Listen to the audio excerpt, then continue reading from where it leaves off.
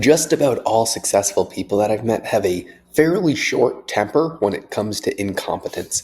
They usually structure their lives around people, hire people to do most minuscule tasks for them, whether it's cleaning their house or cooking their food or doing a lot of these tasks. And most people that I've met, and I don't know if this is a good thing or a bad thing, it's simply an observation. They have a short temper for incompetence. And what I mean by that is if an employee or someone messes up, they might not say something to them directly, but they are clearly a little upset by it. And I don't even really know why fully. I think it's because they try and structure their life to not need to think about a lot of these minute details so they can focus on the one thing that really moves their business and moves themselves forward to the highest possible degree. But knowing this and knowing how these successful people don't like incompetence and they don't like people messing up, I just don't mess up. And you can say, okay, well, Josh, that's not possible. Everyone makes mistakes, everyone messes up.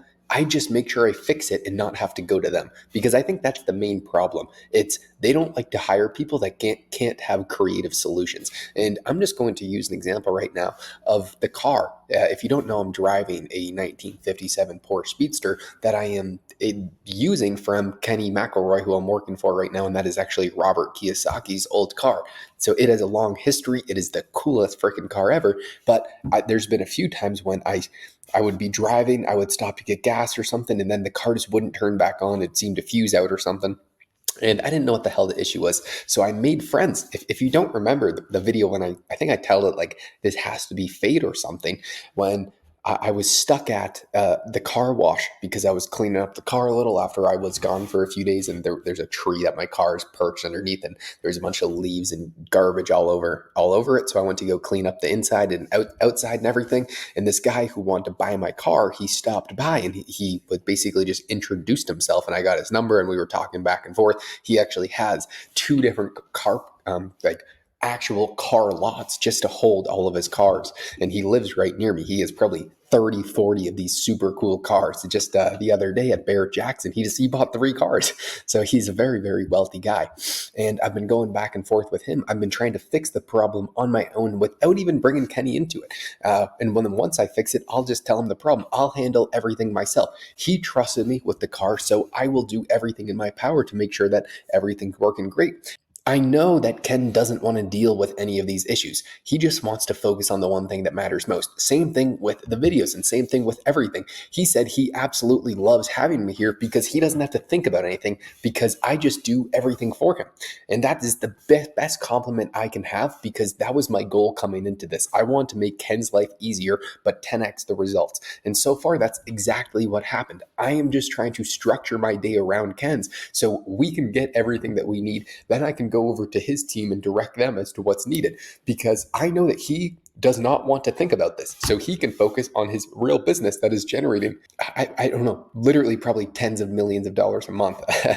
And so if you want to work with these super, super successful people, you probably need to realize that you need to come up with most of the creative solutions yourself or be a entrepreneur, which your main goal as an entrepreneur is just to solve every problem that comes along because it's just constant problems. And what most employees do is they just go to the first managerial issue. And if that managerial person can't take care of the problem, then they go to the next and then to the boss. But I know that the boss doesn't want to take care of it because that's the same position that I would be in. And I try and surround myself with these types of people and work for them so I can try and get an edge to really see what's needed for not just the employee's role, but also how to scale and grow a company to the highest possible degree, which is fortunately the people that I'm hanging out with. And none of them want to deal with those small tasks. They want to hire people that are creative thinkers that can figure it out on their own. And Kenny, he only answers emails one day a week. And he really just tries to have them on these weekly meetings that he has every single Tuesday. So his assistant filters every email if it is a yellow, green, or red. Green emails, she answers on her own, something that she knows that she can do, she can handle it. Yellow, she tells Ken about, but on the Tuesday meeting, because he said, if it can wait till Tuesday, make sure it just gets brought up Tuesday. And a red one is, there's something going wrong, I need to tell Ken. And so he tries to get as little red emails and problems as humanly possible and delegates that to everyone on his team. That is how he's growing this company that continues to run like a machine on its own without him actually there. And so that is what I'm trying to do for him. I am trying to take this entire department out of his even thought process, because that really opens up the avenue to a few different things. One, he's a hell of a lot happier. It also gives him the incentive to keep me around because the results have been working really, really well and his workload has gone down significantly. That's exactly what someone in that position wants. And they will pay way more to not have a headache and show results than to be hands-on and maybe get slightly better results. And in the same process, I am learning how to build a team, how to hire a team, how to do everything that I want to learn how to do for my selfish purposes. So this is the exact reason why I wanted to work for Kenny McElroy. I think it was in the summertime, I made a video, my exact plan to go from $10,000 to $50,000 a month. And this was before I ever pitched the idea to Ken. And I said I was going to see Ken because we were going to a mastermind event together and I was going to pitch him on working for him. And I was going to lay out the entire plan, the exact plan that I'm doing today. I sometimes think back to that and I've been trying to reverse engineer how that was possible, how I could foresee the future to such a high degree, because in the summertime, I could foresee where I was going to be today to a almost crystal ball. And I think that is how well you can visualize something and how many steps you can see it within the way and what the process actually is like to get to that destination is ultimately where you're going to go. And the clearer I can see the vision, the easier it is in the path, the easier it is to walk the path to get there. It is really just a bizarre thing. And then I go to a lot of these events and they say you need to have some sort of goal that you have in mind and you need to figure out how to get there and have a direct time horizon on that goal. And if you don't, then you are just going to be walking around aimlessly and you might see success, but you are really not going to take it to the next level. And I'm starting to agree with that notion, because when I have a direct goal in mind and I can foresee the steps that are needed, it makes the goal 100 times easier to actually accomplish.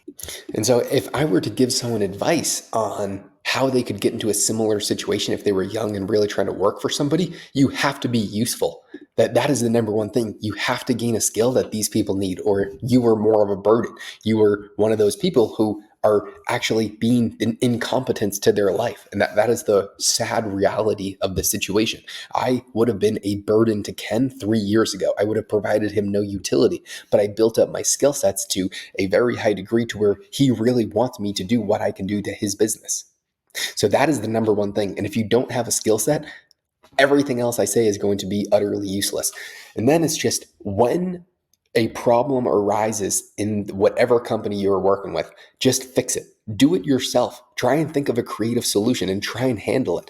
If you completely have no clue what to do, then obviously ask for help. But if you can figure out the problem and then solve it, even if you mess up, they're going to see that you're trying.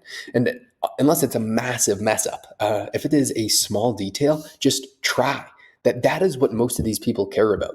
And so if you can do those two things, if you can solve someone's problem and you can be useful and you can make sure that they don't add more work to their plate and you can make them more money, then they really, really, really want to hang out with you still. That is the key thing for me. It is just being in the room and at the right place at the right time. And that leads to every single opportunity ever. Now I have people who really want to help me scale my business and really want to help me get off the ground because of all the people that have helped. So if you help other people and you don't ask for anything in return, usually good things happen. That's all I ever really do. I just work as hard as I can for someone, not even thinking about the reward that I'm going to get, but just working hard so the results are good. And then the reward always follows. It's if you think about the reward first, maybe it still works, but I usually just think about the results. Please just show the best possible results. And I don't care what the reward is because I know that the long-term benefit will be better over the long run. At least that is the way that it's worked out for me.